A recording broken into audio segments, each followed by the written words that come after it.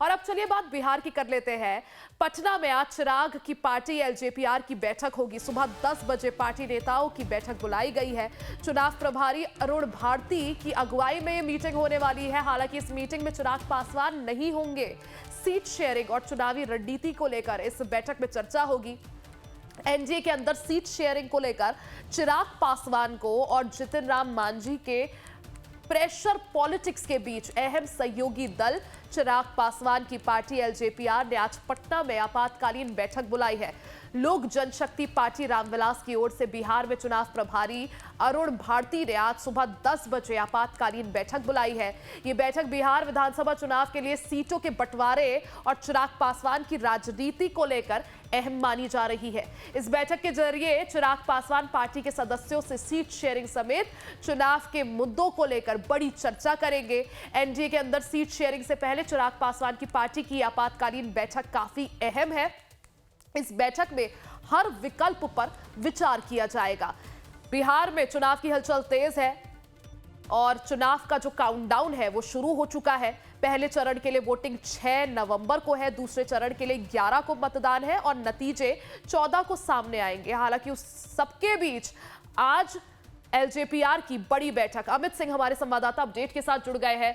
अमित, देखिए चुनाव की हलचल तेज है, काउंटडाउन शुरू हो चुका है, उल्टी गिनती बिहार चुनाव की शुरू हो गई है, लेकिन सीट शेयरिंग को लेकर अभी भी पिक्चर और तस्वीर क्लियर नहीं है। आज एलजेपीआर की बड़ी बैठक, लेकिन चिराग की मौजूदगी रही। बिल्कुल चिराग पासवान की मौजूदगी नहीं होगी, लेकिन उनकी पार्टी के जो चुनाव प्रभारी बनाए गए, जिसमें अरुण भारती जो सांसद भी है और प्रदेश अध्यक्ष जो सह प्रभारी बनाए गए राजू तिवारी, उनकी मौजूदगी में तमाम जो बड़े नेता है और इस संसदीय बोर्ड के भी सदस्य हैं वो सभी लोग मौजूद रहेंगे। महत्वपूर्ण ये है कि देखिए एक तरह से ये प्रेशर पॉलिटिक्स है, एक तरीके से दबाव की राजनीति है और एक नया दांव ये चिराग पासवान ने खेला है। देखिए कल देर शाम तक जब चिराग पटना पहुंचे उसके बाद मंगल पांडे जो बिहार में स्वास्थ्य मंत्री हैं उनके ऊपर जिम्मेदारी दी गई है, क्योंकि उनकी ट्रेनिंग बहुत अच्छी है, बातचीत उनकी अच्छी होती है, इसीलिए उनको ही जिम्मेदारी दी गई है। तो कल देर शाम में भी आधे घंटे उन्होंने आपस में बातचीत की, लेकिन निष्कर्ष जब बाहर चिराग पासवान निकल रहे थे तो उनका जो बॉडी लैंग्वेज था वो साफ देखकर पता चल रहा था कि वो संतुष्ट नहीं है। वो अब भी जो उनको जो चाहते हैं 40 सीट 38 से 40 सीट, उस पर बीजेपी अब भी तैयार नहीं है। ये साफ तौर पे उनके चेहरे से झलक रहा था, उनके बयानों से झलक रहा था। तो आज जब ये 10 बजे आपात बैठक बुलाई गई है तो ये चिराग पासवान का एक बड़ा दांव हम मान सकते हैं। ऐसे समय में जब बीजेपी और जेडीयू पूरी तरह से चिराग पासवान पर एक तरीके से समझाने बुझाने में लगी है, निर्भर है। जैसे चिराग पासवान से आप अलग मान लीजिए उनको दुखी करते हैं तो फिर बड़ा नुकसान हो सकता है, क्योंकि 2020 में देखिए 2020 में चिराग पासवान एनडीए से बाहर थे तो कितना नुकसान जेडीयू को झेलना पड़ा।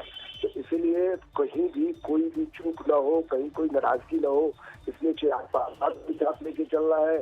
जीतन राम मांझी भी दराज करे रहे हैं, वो भी 15 सीटों का दावा कर रहे हैं। तो बीजेपी के लिए जी बिल्कुल अमित, और यही वजह है कि अब की बार बीजेपी और जेडीयू नहीं चाहेगी कि चिराग अलग होकर चुनाव लड़े, और यही वजह है कि मनाने की कोशिश है। हालांकि मानता कौन है ये देखना भी महत्वपूर्ण होगा। बहुत बहुत शुक्रिया जानकारी के लिए। और देखिए इससे पहले बुधवार को बिहार में सीटों के बंटवारे पर चल रही गहमा गहमी के बीच चिराग पासवान से बिहार के स्वास्थ्य मंत्री मंगल पांडे ने भी मुलाकात की थी।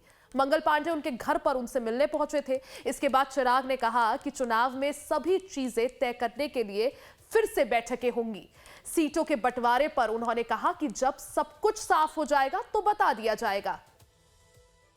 चुनाव की हलचल तेज, और ये दो तस्वीरें देखिए किस तरह से चिराग के घर पर बैठक आज होने वाली है। चिराग से मंगल पांडे भी मिले थे और तमाम बैठकों के बावजूद कुछ बात बनती हुई नजर नहीं आ रही है। चिराग संतुष्ट नजर नहीं आ रहे हैं। लगातार चिराग पासवान एनडीए से 40 सीटों की डिमांड कर रहे हैं।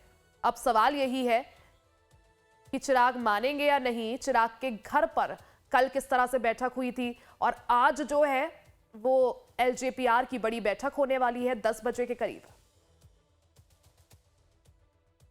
बता दिया बैठक पार्टी के प्रभारी के द्वारा बुलाई गई है, जिनको चुनाव प्रभारी का भी दायित्व दिया गया है।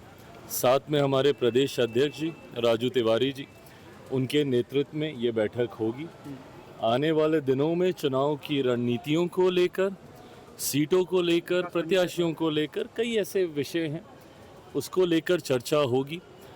पार्टी की प्रदेश संसदीय बोर्ड की भी बैठक कुछ दिनों पहले हुई थी। केंद्रीय संसदीय बोर्ड के पास उसका प्रस्ताव भी भेजा जा चुका है। बहुत जल्द 2-1 दिन के भीतर ही केंद्रीय संसदीय बोर्ड की भी बैठक होगी, ताकि सारी चीज़ों पर, सारी बातों पर अंतिम मोहर लगा दी जाए।